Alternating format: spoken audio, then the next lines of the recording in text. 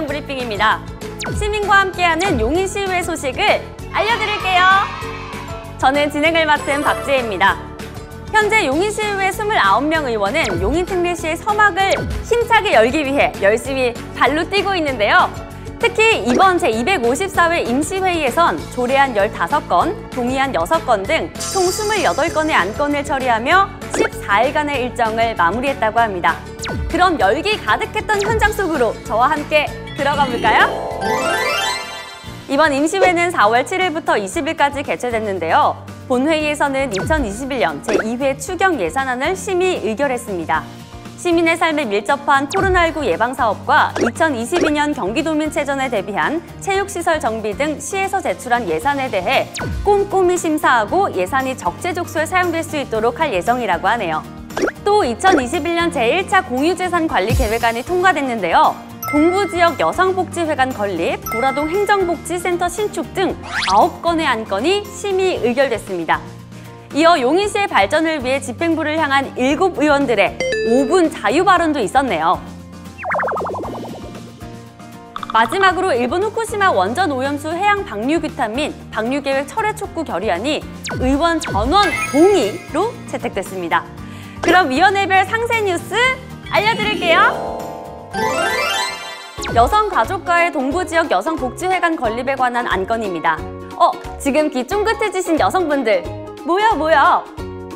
동부지역 여성복지회관 건립은 2006년 기본계획 수립을 완료한 후에 마평동 573-28번지 1원의 토지를 매입했었는데요. 시의 재정 여건으로 건립이 지연되고 있었습니다. 이젠 더 이상 두고 볼 수 없다 해서 재추진을 이끈 거죠. 여성의 능력 개발, 사회적 역량 강화에 도움이 돼 동부지역 여성복지회관, 또 다양한 세대와 계층의 주민이 교육, 문화, 복지 등 공공 서비스를 누릴 수 있는 기회가 늘어날 것으로 기대되네요.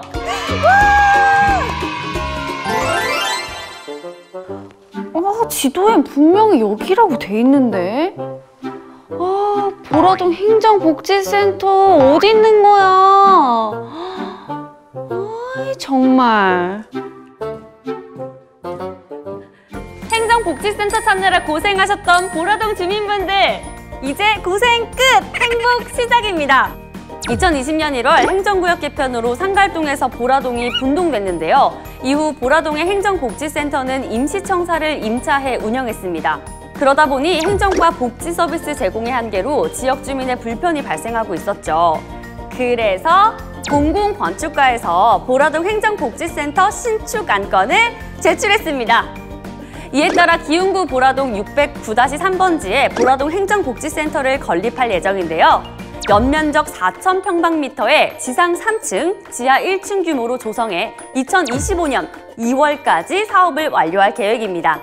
효율적인 행정, 복지, 문화 등 복합 서비스가 가능한 청사를 신축해서 주민의 삶의 질 향상에 도움이 될 것으로 보이네요.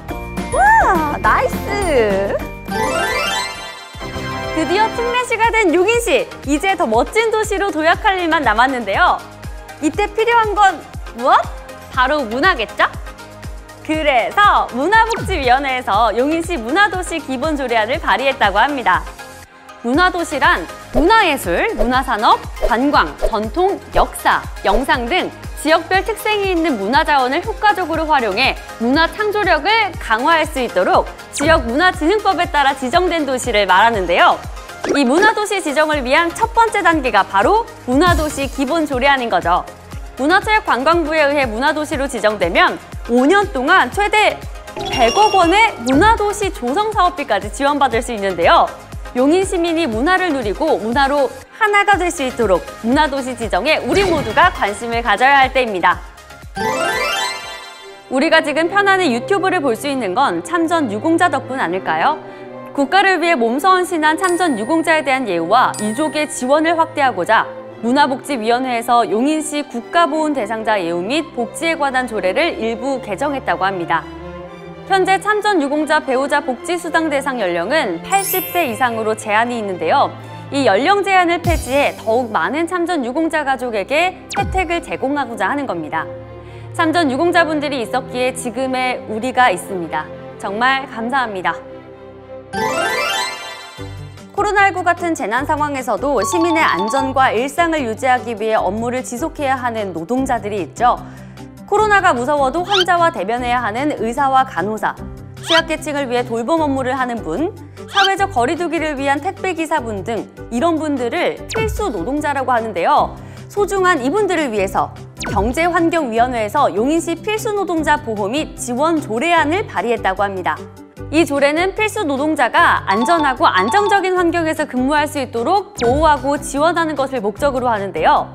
필수 노동자의 실태를 조사하고 지원 사업에 예산을 사용할 수 있도록 법적 근거를 마련했다는 점에서 큰 의의가 있다고 하겠습니다.